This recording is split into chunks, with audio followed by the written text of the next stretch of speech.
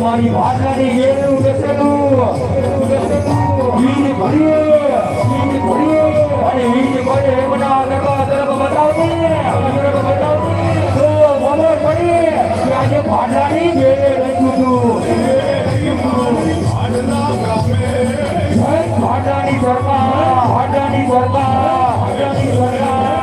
આ મારું રૂઈ જાઉં ને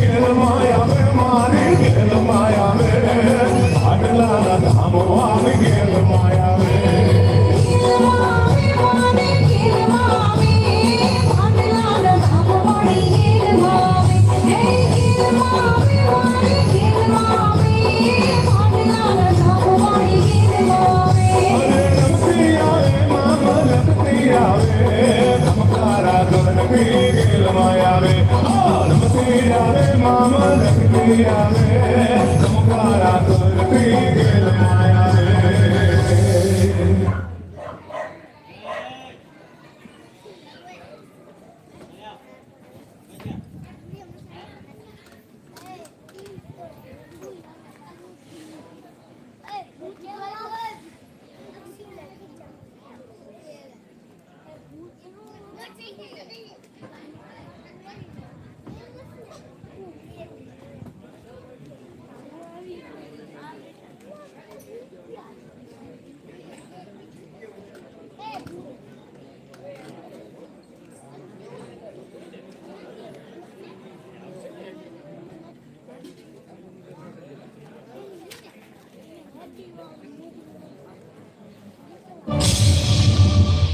હે બાદશાહ, સૂતો હોય તો જાગજે.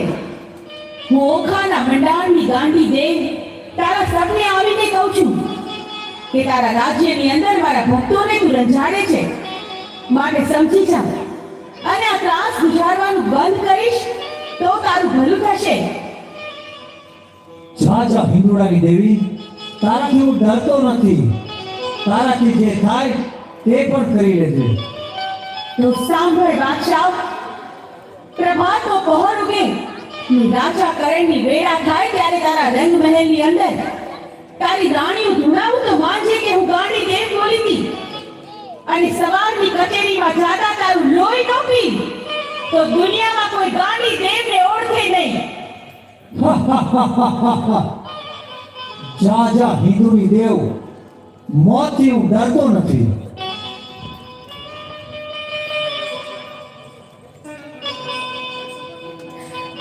ઉઠો ઉઠો બાદશાહ સલામત ઉઠો. ગજબ થઈ ગયો, ગજબ થઈ ગયો. અરે રાશિ, જલ્દી બોલ, શું થયું? બાદશાહ સલામત, આપના રંગમહેલમાં રાણીમાં ધૂણે છે. જલ્દી ચાલો, તમે જલ્દી ચાલો.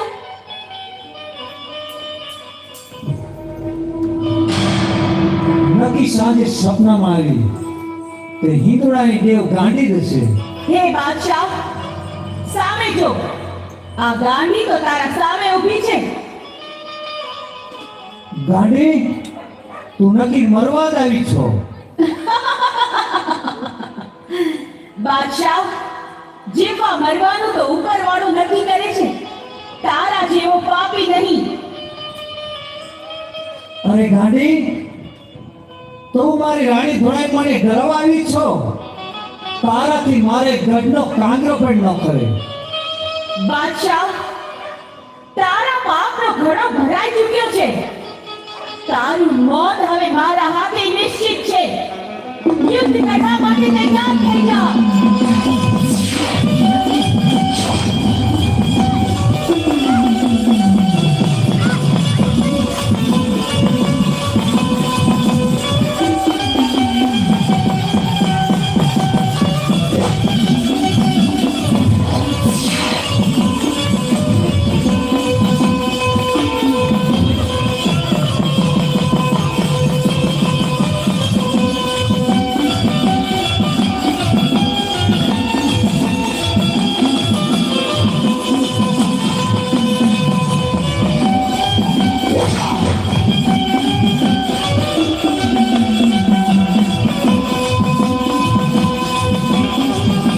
હે માં જગત જનની જોગણી, માં ગાંડી, તમને પૂછી હું બાર ગામના બારોટા ખેલું છું. માં, તમારા તલવાર અને ત્રિશુલ તારા મઢમાં રાખું છું. માં ગાંડી, સદાય મારી ભેડે રહેજો. અરે બેટા મોનુ, આ ઓખામાં તો શું, પણ આ ધરતી પર ગમે ત્યાં જા તોય તારો વાળ પણ વાંકો થવા દઉં તો આ ગાંડી દેવને કોઈ ઓળખે નહીં બેટા. અરે માળી, કોક દી ગમણે ગરમી વેળા પડે ત્યારે માળી મારી વારે આવજો. જા બેટા મોનુ જા. તારા જીવનમાં ગમે તેવી વસમી વેળા પડે, બસ એક વાર તારી આ ગાંડી દેવને યાદ કરજે. ત્યારે તારી વારે આ ધરતી પર ન આવું તો હું ગાંડી દેવ ન કહેવાઉં. હે માં, આ ઓખાની અંદર સેજક નામનો બાદશાહ ઉતર્યો છે અને મારી ભોળી પ્રજાને રંજાડે છે. મારી, હું તો નથી ડરતો, પણ મારા માણસો ડરે છે. જા મોનુ, તને